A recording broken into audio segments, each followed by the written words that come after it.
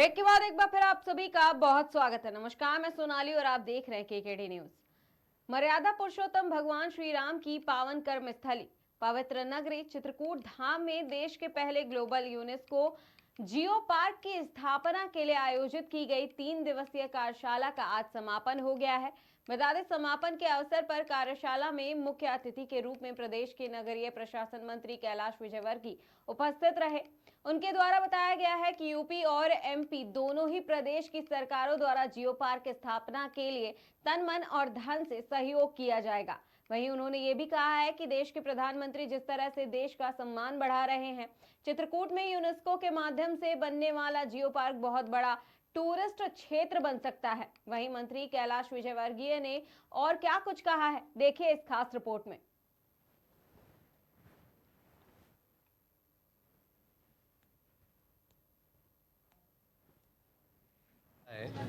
जो भारत की प्रगति का समय है, हमारे देश के यशस्वी प्रधानमंत्री जिस तरीके से देश को आगे बढ़ा रहे हैं, इस देश में संभावना और बढ़ती जा रही है। आज दुनिया में अशांति है, दो युद्ध हो रहे हैं। लोग यदि घूमने जाएंगे तो कहाँ जाएंगे? शांति वाला देश कौन सा है? सिर्फ भारत। और भारत में बहुत सारे ऐसे स्थान हैं जहाँ हम वर्ल्ड लेवल पर उसको डेवलप करके टूरिस्ट स्पॉट बना सकते हैं। ये चित्रकूट में जो यूनेस्को के माध्यम से जियो ग्लोबल पार्क बन रहा है, ये एक बहुत बड़ा टूरिस्ट क्षेत्र बन सकता है। और आज की तारीख में टूरिस्ट एक बहुत बड़ी इंडस्ट्री है। तो टूरिज़्म की संभावना भारत में बहुत ज़्यादा, लोग भारत की विरासत को देखना चाहते हैं। आज अभी गणेश जी बता रहे थे कि जितने अयोध्या में लोग मंदिर बना है, आने लगे लोग चित्रकूट भी आते हैं। और चित्रकूट में अभी वो इंफ्रास्ट्रक्चर नहीं है जो होना चाहिए, जिससे कि हम दुनिया के लोगों को आकर्षित कर सकें। तो ये जियो ग्लोबल पार्क बनने के बाद वो सब वर्ल्ड लेवल के इंफ्रास्ट्रक्चर यहाँ पर बनेंगे। तो ये 3 दिन की वर्कशॉप जियो पार्क के लिए बहुत ही ज़्यादा महत्वपूर्ण रही है और हमने लगभग 350 किलोमीटर का सफ़र कल तय करा और बहुत सारी साइट्स हमने देखी। और कहीं ना कहीं जियो पार्क्स का इस देश में होना बहुत ही ज़्यादा ज़रूरी है, क्योंकि सबसे पहली चीज़ तो यही है कि हमारा देश बहुत ही तेज़ी से प्रगति की तरफ बढ़ता जा रहा है और कहीं ना कहीं हम बहुत तेज़ी से प्रोग्रेस की तरफ बढ़ रहे हैं। हमारे पास हिमालय से लेके केरल के समुद्र तक मौजूद हैं और हमारे देश में किसी भी चीज़ की कोई कमी नहीं है। लेकिन ये एक बहुत अनफॉर्चुनेट बात है कि हमारे देश में एक भी जियो पार्क नहीं है। तो हमारे देश में एक जियो पार्क का होना बहुत ही ज़्यादा ज़रूरी है। इससे कहीं ना कहीं बहुत सारे लाभ भी होंगे, जैसे कि ये पर्यटन को बहुत ज़्यादा बढ़ावा देता है। ये यहाँ के युवाओं के लिए बहुत ही ज़्यादा लाभकारी होगा, क्योंकि उनके लिए रोजगार की मदद करेगा।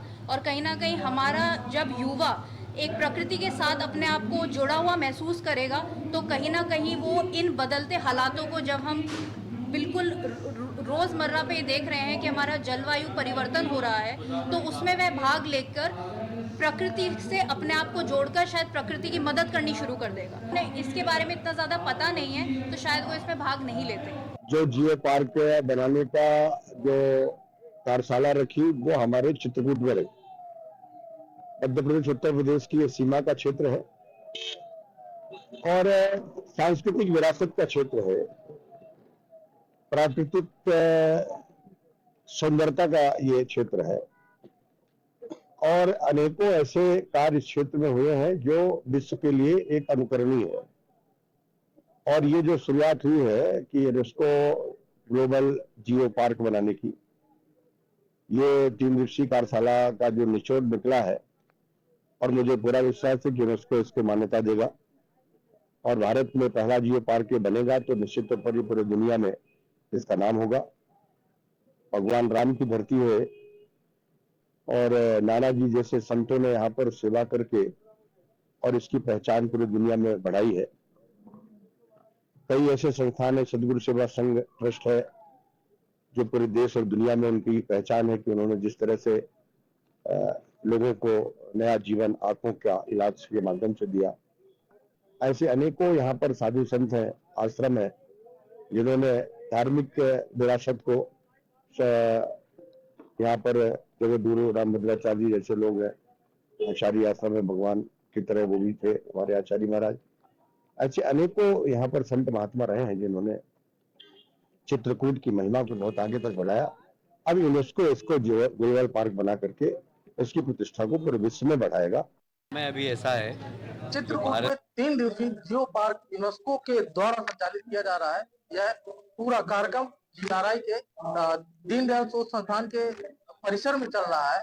हम यूनेस्को के एक ऐसे संबंधित व्यक्ति से बात करेंगे जो सृष्टि कुमार है हमारे साथ, जानेंगे कि क्या है जियो पार्क, क्या है जियो पार्क।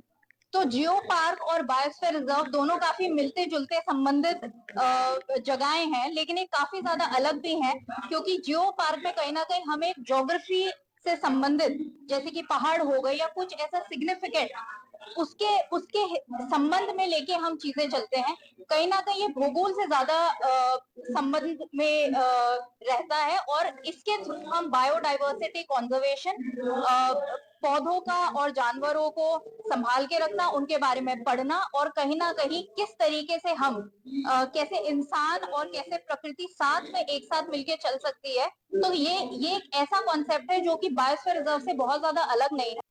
हमारे देश में लगभग 12 बायोस्फीयर रिजर्व हैं, लेकिन भारत इतना विशाल और इतना खूबसूरत देश होके भी हमारे पास एक भी जियो पार्क नहीं है, जबकि जियो पार्क हमारे देश में आने से कहीं ना कहीं हमारे देश की प्रगति बहुत तेजी से बढ़ जाएगी, जिसके बाद हमारे पास रोजगार होना, हमारी शिक्षा बढ़ना, लोगों का ज्यादा भूगोल और कहीं ना कहीं विज्ञान की तरफ रोचक काफी ज्यादा बढ़ जाएगा, जिसके बाद देश जो है जिस प्रगति से आगे बढ़ेगा शायद हम उसका अनुमान भी नहीं कर सकते।